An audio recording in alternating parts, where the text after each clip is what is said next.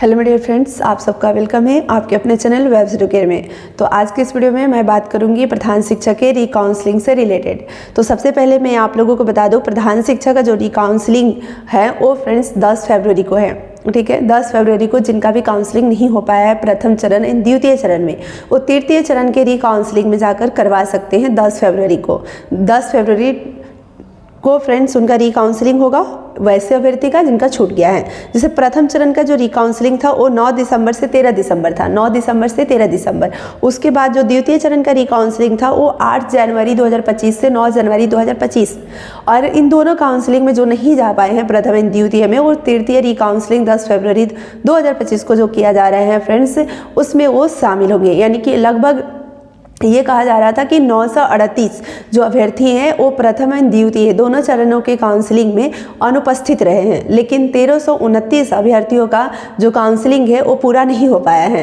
तो 10 फरवरी को 1329 जो अभ्यर्थी हैं उनको जाकर अपना काउंसलिंग करवाना है। तो फ्रेंड्स ये एक अपडेट था प्रधान शिक्षक को लेकर। यानी कि अब इससे हम सबको ये समझ में आ रहा है कि जब इनका हो जाएगा तो फिर जो BPSC Tier 3 में जो सिलेक्टेड अभ्यर्थी है उनको रिकाउंसलिंग मौका मिलेगा, उनका भी रिकाउंसलिंग होगा। और ये कहा जा रहा है कि 20 फरवरी से होगा। तो देखते हैं हम लोग 20 फरवरी से मतलब हो रहा है कि नहीं, क्योंकि देखो इस पर जो भी डेट आ रही है ना, तो उस डेट पर वो चीज़ें नहीं हो पा रही है, इसलिए 100% ट्रस्ट नहीं हो पा रहे हैं। लेकिन जो भी अभी डेट अपडेट निकल कर आ रहा है उसी के बारे में हम लोग बात कर सकते हैं। और उससे पहले आपको अपने डॉक्यूमेंट को सही करने का, करेक्ट करने का ऑप्शन भी दिया जाएगा। BPSC का पोर्टल भी ओपन किया जाएगा जिससे कि आप अपने डॉक्यूमेंट को सुधार कर सकते हो। जिनका भी डाउटफुल कैटेगरी में डाला गया है तो वो अपने डॉक्यूमेंट को सुधार करेंगे, फिर वाटरमार्क वो डाउनलोड करेंगे और उसके बाद जाकर वो रिकाउंसलिंग करवाएंगे। अब आप में से बहुत सारे लोगों का ये कहना था कि जिसका भी काउंसलिंग हुआ ही नहीं वो काउंसलिंग अगर करवाएंगे, अगर उनको कहीं डाउटफुल में डालेंगे तो वो क्या करेंगे। तो देखो पोर्टल तो ओपन ही रहेगा, फिर आप अपलोड करोगे, डाउनलोड करोगे और एंड में ये ज़रूर टाइम दिया जाएगा कि जिनका फिर भी छूट गया है वो आकर करवा ले। ठीक है, तो फिर आप करवा लेंगे। जैसे कि मान लो कि TGT का जो काउंसलिंग हो रहा था तो 29 को, 31 को, 1 को था, तो जिनका 30-31 को नहीं हो पाया उनका 1 को हो गया। इसी प्रकार से तो आपको परेशान होने की जरूरत नहीं है। हर प्रॉब्लम का सोल्यूशन होता है, कोई ना कोई सोल्यूशन तो दिया ही जा रहा है ना हर प्रॉब्लम के लिए। ठीक है, तो इसलिए आप लोग परेशान नहीं होइए। क्या पता अगर इस काउंसलिंग में फिर जिनका छूट जाएगा तो काउंसलिंग का जो डेट है वो बढ़ा दिया जाएगा। ठीक है, तो इसलिए जो आप लोगों को डेट दिया जा रहा है उसी डेट पर जाकर आप करवाइए।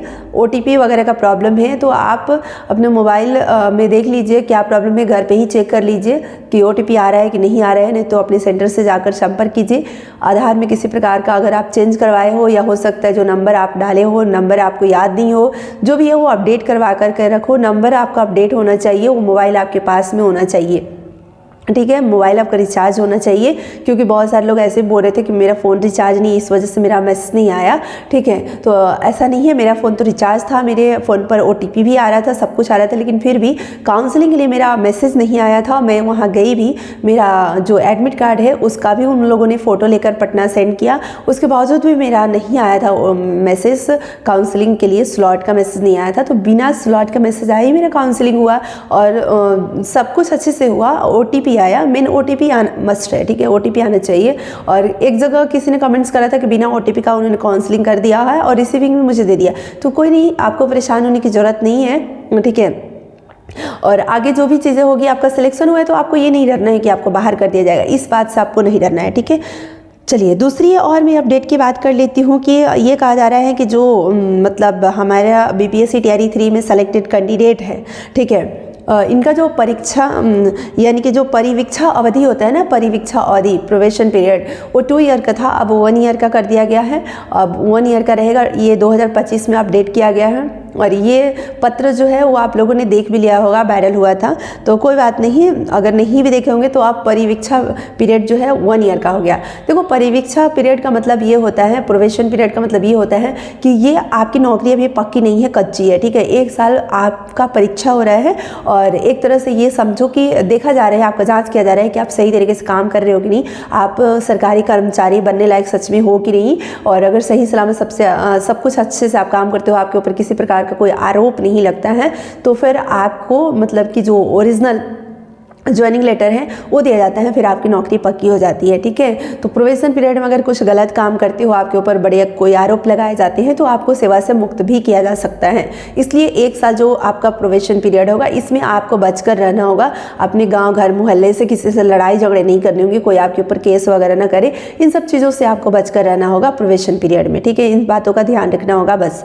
तो अच्छी बात है, जो 2 साल का था वो अब 1 साल का ही रहेगा, क्योंकि प्रोबेशन पीरियड के बाद बहुत सारी चीज़ों का लाभ मिलना शुरू हो जाता है और प्रोबेशन पीरियड में बहुत सारी चीज़ों का लाभ नहीं मिलता है। तो इसलिए अब ये 1 साल है। अगर 1 साल में आप बेहतर प्रदर्शन नहीं कर पाते हो, अपने आप को साबित नहीं कर पाते हो, ठीक है, तो फिर 1 साल और बढ़ा दिया जाता है। ठीक है, और उसमें भी अगर आपके ऊपर कोई आरोप लगता है, अगर आप अच्छा बेहतर प्रदर्शन नहीं कर पाते हो, अपने आप को साबित नहीं कर पाते हो कि आप सरकारी कर्मचारी बनने लायक हो, तो फिर आपको सेवा से मुक्त कर दिया जाता है। ठीक है, तो यानी कि मतलब आपको वक्त दिया जाता है अपने आप को साबित करने का, प्रूफ करने का। ठीक है, तो ये चीज़ें हैं। और इसके अलावा ये कहा जा रहा है कि जो नियुक्ति पत्र की बात की जा रही है कि बीपीएससी टीआरई 3 में जो भी सिलेक्टेड कैंडिडेट है उनको नियुक्ति पत्र सीधे दिया जाएगा, यानी प्रोविजनल नियुक्ति पत्र। ठीक है, और उसके बाद उनको ट्रेनिंग में भेजा जाएगा प्रोविजनल नियुक्ति पत्र दे करके, यानी कि प्रोविजनल ज्वाइनिंग लेटर पहले मिलेगा, उसके बाद ट्रेनिंग में। तो ये तो कहीं ना कहीं अच्छी बात है कि आपको पहले ज्वाइन करा दिया जाएगा, यानी कि आप योगदान अगर करके आप ज्वाइनिंग लेटर ले लेते हो और फिर आप जाते हो, तो ट्रेनिंग का भी आपकी सैलरी बनती है। और ऐसे आप जाते हो तो फिर ट्रेनिंग की सैलरी नहीं बनती है। ठीक है, तो ये एक अच्छा पहल होगा, मतलब अच्छा बदलाव। टीआरई 3 में देखो बहुत कुछ बदल रहा है, तो कुछ अच्छा भी बदलाव हो रहा है। ठीक है, दूसरा ये चीज़ है कि अब कहा जा रहा है कि 21 दिवसीय ट्रेनिंग हो सकती है। विभाग में ये अभी बात चल रही है, अभी ये कोई ऐसा ऑफिशियल न्यूज़ नहीं है, विभाग में इस तरह की अभी बातें हो रही है कि 21 दिवसीय होनी चाहिए। तो देखो, अगर ज्वाइनिंग लेटर आपको मिल जाता है और आप ज्वाइन करके फिर आप ट्रेनिंग में जाते हो, तो भाई 21 दिन क्या तुम 1 महीने दो, है ना, 31 दिन दो, कोई दिक्कत नहीं है, क्योंकि आपकी सैलरी तो बनेगी ना। और जो ट्रेनिंग होता है वो बिल्कुल मतलब उसमें आप इंजॉय करते हो, ट्रेनिंग एक इंजॉयबल ही होता है। ठीक है, उसमें कोई टेंशन इतना नहीं होता है, एक शेड्यूल होता है, एक डिसिप्लिन उसमें होता है, लेकिन फिर भी आप उसमें इंजॉय फील करते हो। ठीक है, तो इसलिए इसमें कोई दिक्कत नहीं है, ये और अच्छी ही बात है हम लोगों के लिए।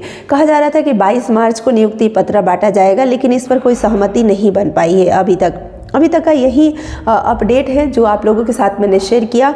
और अगर वीडियो पसंद आई हो तो लाइक शेयर ज़रूर कर देना। फिर मिलते हैं किसी और वीडियो में नए अपडेट के साथ। अगर आपके साथ कोई भी प्रॉब्लम होगा, कोई क्यूरी आपका होगा, क्वेश्चन होगा, तो आप कमेंट बॉक्स में ज़रूर टाइप करेंगे, मैं कोशिश करूँगी रिप्लाई करने का।